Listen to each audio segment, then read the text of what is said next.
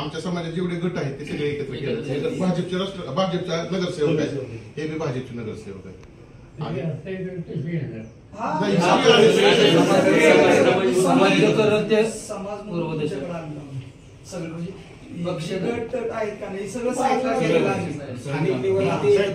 समाजाचे आहेत अखिल भारतीय मेकर समाज संघटनेचे अध्यक्ष ते आझाद समाज पार्टीचे सनी काकडे म्हणून सगळ्यांचा अर्थ घे की आता तिच्या अनेकीची माहिती पक्षाकडे ती तुमची काय असते आणि काही इतर समाजाचे लोक असायचे